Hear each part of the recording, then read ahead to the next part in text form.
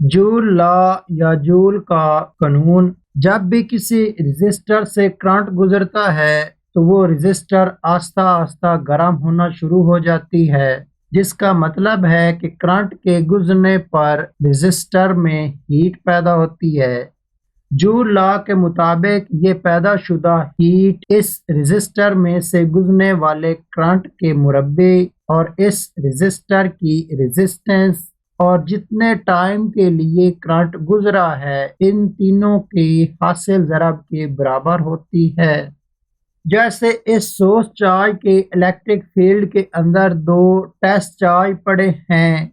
नीचे वाले test charge की यहाँ इलेक्ट्रिकल पोटेंशियल एनर्जी 3 जूल है।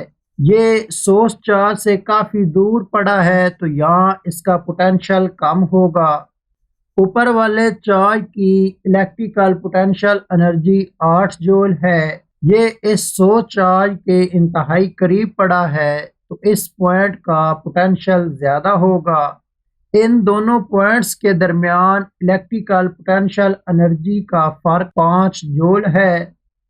तो जब किसी चार्ज को हाई पोटेंशियल वाले पॉइंट से लो पोटेंशियल वाले पॉइंट की तरफ छोड़ा जाएगा तो वो इन दोनों पॉइंट्स के दरमियान इलेक्ट्रिकल पोटेंशियल एनर्जी के फर्क की वजह से हाई पोटेंशियल वाले पॉइंट से खुद ब खुद हरकत करते हुए लो पोटेंशियल वाले पॉइंट की तरफ आ जाएगा। लेकिन अगर किसी चार्ज को लो पोटेंशियल वाले पॉइंट से हाई पोटेंशियल वाले पॉइंट की तरफ ले जाना हो तो फिर हमें उस पर कुछ वर्क करना पड़ता है। ये काम करने के लिए हम कोई ना कोई ईएमएफ सोर्स इस्तेमाल करते हैं। ये ईएमएफ सोर्स इन दोनों पॉइंट्स के दरमियान इलेक्ट्रिकल पोटेंशियल एनर्जी के फर्क के बराबर इस चार्ज पर वर्क करेगा, जिसकी वजह से ये चार्ज लो पोटेंशियल वाले पॉइंट से हाई पोटेंशियल वाले पॉइंट की तरफ चला जाएगा। तो इस ईएमएफ सोर्स की तरफ से किया गया वर्क इसके ईएमएफ की टर्म्स में हम इस तरह लिख सकते हैं कि ईएमएफ भी बराबर होगा डब्ल्यू आवर क्यू। डब्ल्यू यहाँ वर्क है और क्यू यूनिट चार्ज है। अगर क्यू को दूसरी तरफ ले जाएं तो इक्वेशन इस तरह बन जाएगी कि क्यू इंटू वी बराबर होगा डब्ल्यू के। डब्ल्यू इस बैटरी की तरफ से किया जाने वाला वर्क है जो इन दो पॉइंट्स के दरमियान इलेक्ट्रिकल पोटेंशियल एनर्जी के बराबर होगा। तो ये वर्क डन असल में एनर्जी की मिकदार है जो चार्जेस के किसी भी कंडक्टर में गुजरने पर हीट पैदा करने का सबब बनती है। तो इस वर्क डन की जगह हम हीट भी लिख सकते हैं। तो इस तरह H बराबर होगा Q इंटू वी के। जैसे ये एक रजिस्टर है, इसमें से टाइम t के लिए एक करंट I गुजर रहा है।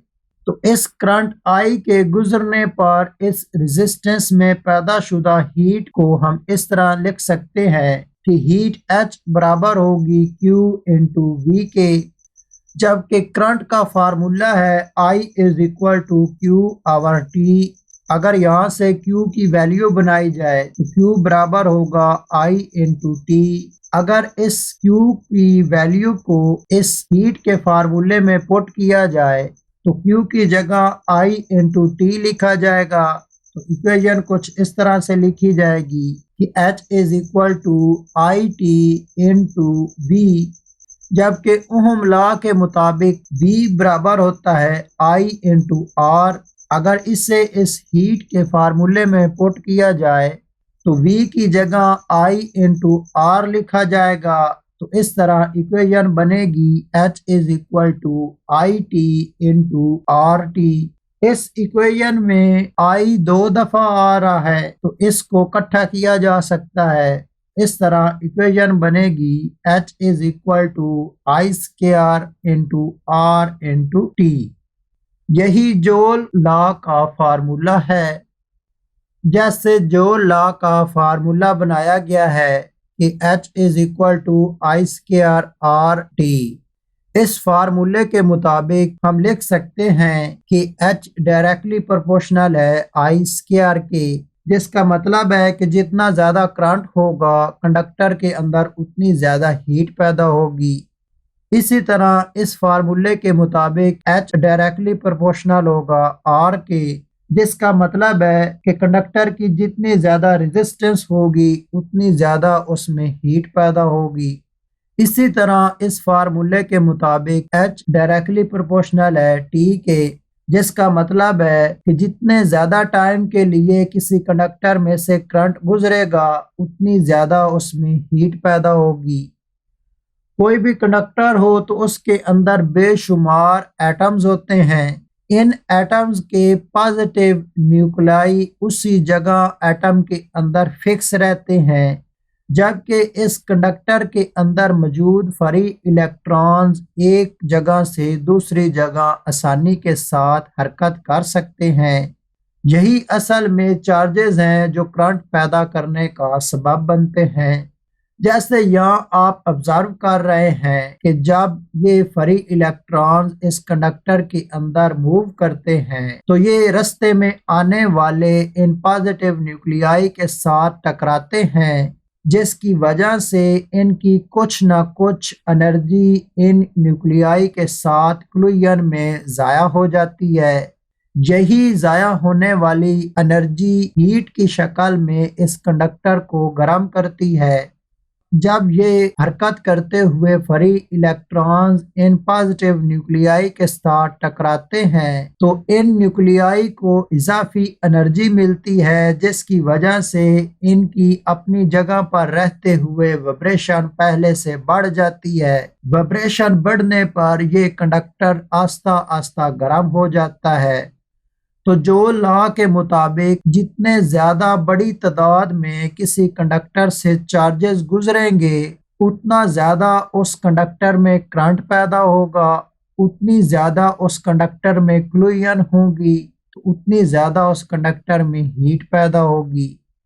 दूसरा, कोई भी कंडक्टर गुजरने वाले चार्जेस को रोकने के खिलाफ जितनी ज्यादा मुज़ाहमत करेगा उतनी ज्यादा ही क्लूजन वाक़या होंगी, तो जितनी ज्यादा क्लूजन होंगी उतनी ज्यादा उस कंडक्टर के अंदर हीट पैदा होगी। तीसरा, जितने ज्यादा टाइम के लिए किसी कंडक्टर में से करंट बहता रहेगा उतने ही टाइम के लिए इन फ्री इलेक्ट्रॉन्स और इन पॉजिटिव न्यूक्लियाई के दरमियान क्लूजन होती रहेंगी, उतनी ज्यादा ही उस कंडक्टर के अंदर हीट पैदा होगी। जैसे बल्ब के फिलामेंट में से जब करंट गुजरता है तो ये फिलामेंट आस्ता आस्ता गर्म हो जाता है। इसी तरह जब पंखा चलता है इसकी मोटर की वाइंडिंग में से करंट के गुजरने पर तारें आस्ता आस्ता गर्म हो जाती है, जिसकी वजह से पंखे की बॉडी पर हाथ लगाने पर हमें गर्म महसूस होती है। इसी तरह अगर मोबाइल को हम काफ़ी टाइम के लिए चार्जिंग पर लगाएं तो इसमें जो लॉ के मुताबिक हीट पैदा होती है, जिसकी वजह से मोबाइल गर्म हो जाता है।